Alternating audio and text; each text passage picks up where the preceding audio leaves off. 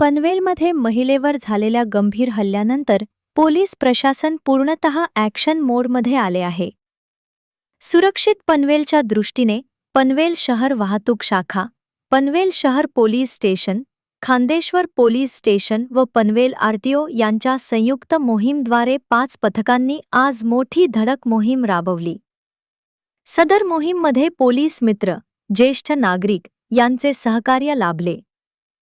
Panvel railway station पूर्व व पश्चिम रिक्षा स्टँड तसेच HDFC सर्कल परिसरात 350 रिक्षांची तपासणी करण्यात आली. नियमभंग करणाऱ्या 180 रिक्षाचालकांवर कारवाई करण्यात आली असून 34 रिक्षा थेट जप्त करण्यात आल्या. एकूण 1,68,500 रुपयांचा दंड वसूल करण्यात आला. ही संपूर्ण कारवाई श्री औदुंबरभा पाटील, वरिष्ठ पोलीस निरीक्षक पनवेल वाहतूक शाखा यांच्या प्रत्यक्ष उपस्थितीत पार पडली. नियमभंग खपवून घेतला जाणार नाही. सुरक्षित पनवेलसाठी पोलिसांचा कडक इशारा. पनवेल, नवी मुंबई आणि रायगड जिल्ह्यातील ताज्या बातम्या आणि नवीन घडामोडी पाहण्यासाठी सबस्क्राईब करा कोकण संध्या न्यूज चॅनल आणि दाबा बेल आयकॉन.